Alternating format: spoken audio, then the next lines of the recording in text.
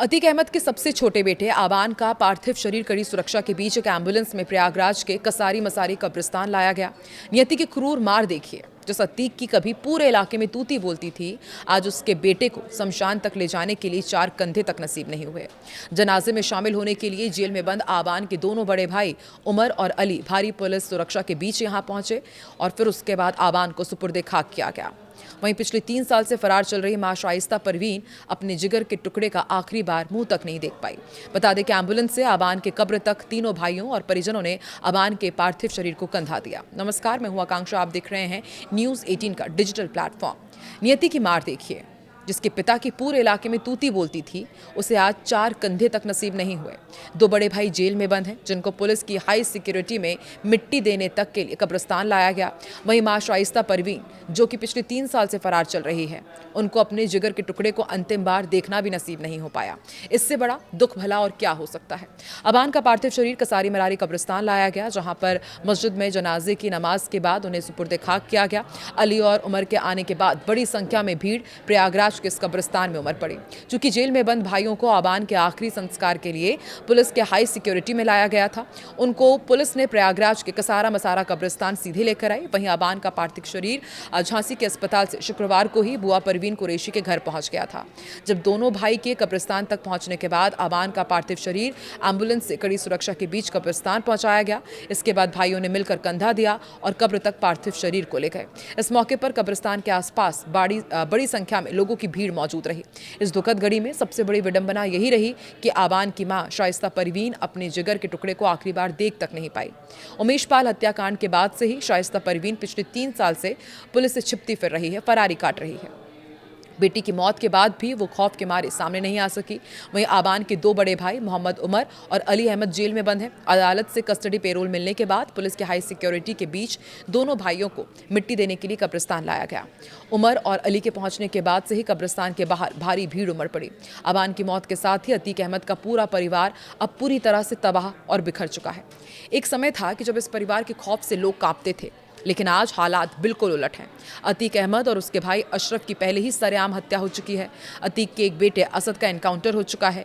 2 बड़े बेटे उमर और अली जेल की सलाखों के पीछे हैं। चौथा बेटा अपनी बुआ के साथ रह रहा है और अब सबसे छोटे बेटे आबान की झांसी में एक सड़क दुर्घटना में मौत हो गई। प्रयागराज में माफिया अतीक अहमद के बेटे आबान को कसारी मसारी कब्रिस्तान में सुपुर्दे खाक किया गया। आबान के जनाजे के पहुंचने से पहले ही कब्रिस्तान में लोगों की भीड़ जुटने लगी थी। वहीं जेल में बंद अतीक के 2 बेटे उमर और अली अहमद भी जनाजे में शामिल हुए। आबान को पिता अतीक अहमद की कब्र के बगल में ही दफन किया गया। जनाजे को कांधा देते हुए उमर और अली फूट फूट कर रोए।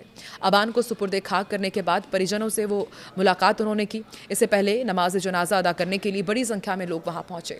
सुरक्षा को देखते हुए पुलिस ने कब्रिस्तान के अंदर मौजूद लोगों को बाहर कर दिया था और नमाज के वक्त ही लोगों को दोबारा आने के लिए अनुमति दी गई। अबान के जनाजे को देखते हुए कसारी मसारी कब्रिस्तान से लेकर अतीक अहमद के चकिया स्थित पुश्तैनी आवास तक सुरक्षा पुख्ता की गई थी। पूरे इलाके में पुलिस बल की तैनाती थी। पुलिस ने रास्तों और आसपास के इलाकों को भी सुरक्षित किया था ताकि जनाजे के दौरान किसी तरह की अव्यवस्था ना हो। अबान के बड़े भाई अली अहमद को भी जनाजे में शामिल होने के लिए प्रयागराज लाया गया। मोहम्मद उमर लखनऊ जेल में बंद है, जबकि अली अहमद झांसी जेल में। दोनों को इलाहाबाद हाई कोर्ट से कस्टडी पेरोल मिली थी। इसके बाद दोनों अपने छोटे भाई के जनाजे में शामिल होने प्रयागराज पहुंचे। कोर्ट की अनुमति के मुताबिक दोनों भाई अपनी बुआ परवीन कुरैशी और भाई एज़म से भी मुलाकात करेंगे। इसके लिए भी सुरक्षा के कड़े इंतजाम किए गए हैं। दोनों भाइयों को लेकर कोर्ट ने कुछ शर्तें भी तय की। इलाहाबाद हाई कोर्ट ने मोहम्मद उमर और अली अहमद के मीडिया से बातचीत करने पर रोक लगाई हुई थी। ऐसे में जनाजे में शामिल होने के दौरान दोनों मीडिया से कोई बातचीत करते हुए नजर नहीं आए। अबान को दफन किए जाने के बाद पुलिस दोनों भाइयों को फिर कड़ी सुरक्षा के बीच जेलों में वापस लेकर जाएगी। पूरे घटनाक्रम के दौरान कसारी मसारी और चकिया इलाके में पुलिस की भारी मौजूदगी बनी रही। अबान की गुरुवार सुबह झांसी में सड़क हादसे में मौत हो गई थी। वो प्रयागराज से झांसी जेल में बंद भाई अली से मिलने जा रहे थे। इसी दौरान सुबह करीब 10:30 बजे हाईवे पर जानवर को बचाने के चक्कर में उनकी कार डिवाइडर से टकरा गई। हादसे में अबान और उसके दोस्त सोनू की मौत हुई है, जबकि 3 दोस्त घायल हैं। अबान सोनू के शव शुक्रवार सुबह 4 बजे एक ही एम्बुलेंस से झांसी के प्रयागराज के हटवा गांव लाए गए। यहां अबान की बुआ का घर है। अतीक का घर टूटने के बाद अबान वहीं रहता था।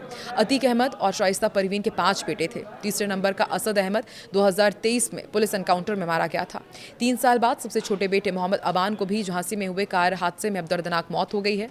अब 3 बेटे बचे हैं। सबसे बड़ा उमर अहमद लखनऊ में बंद है। दूसरे नंबर का अली झांसी जेल में कैद है। चौथे नंबर के बेटे का नाम अहजान है। जिस अबान की मौत हुई है कुछ महीने पहले ही सोशल मीडिया पर उसकी एक रील बहुत वायरल हुई थी। इस वीडियो के बैकग्राउंड में धमकी भरी डायलॉग "हम दिल भी रखते हैं और असलहा भी रखते हैं, हम कुत्तों की तरह पीछे से वार नहीं करते" सुनाई पड़ा था। इसी रील के आधार पर धूमनगंज पुलिस ने अबान के खिलाफ एफआईआर दर्ज की थी। एक शादी समारोह में बनाया गया 30 सेकंड का यह वीडियो सोशल मीडिया पर खूब वायरल हुआ था। यह अबान के खिलाफ दर्ज पहला मुकदमा था। वायरल वीडियो में अबान अपने समर्थकों के साथ गाड़ी से उतरता नजर आया था। वीडियो में लग्जरी कारों का काफिला भी दिखा था। आपको बता दें, उमेश पाल हत्याकांड में 2023 में अतीक अहमद के परिवार पर पुलिस ने शिकंजा कसा था। तब अबान और उसका भाई अहमद नाबालिग थे। उनको बाल संरक्षण गृह में भेज दिया गया था। करीब 7 महीने तक दोनों वहां थे। इसके बाद अदालत ने उन्हें परिजनों को सौंप दिया था। साल 2023 में उमेश पाल की हत्या कराने का आरोप माफिया अतीक अहमद और उसके भाई अशरफ पर लगा था। अतीक अहमद को गुजरात की साबरमती जेल से यूपी लाया गया। उसे मेडिकल जांच के लिए प्रयागराज के अस्पताल में ले जाया जा रहा था। इसी दौरान कुछ युवक आए और उन्होंने पिस्तल से दोनों पर ताबड़तोड़ गोलियां चला दी थी। उनकी मौके पर ही मौत हो गई थी। इस घटना से यूपी में राजनीतिक सरगर्मी भी काफी बढ़ गई थी और अब अबान को सुपुर्दे खाक कर दिया गया है। लेकिन जरा आप सोचिए, एक वक्त जिस परिवार की तूती बोलती थी, आज उनके परिवार में कोई भी नहीं बचा। यही नियति की मार है।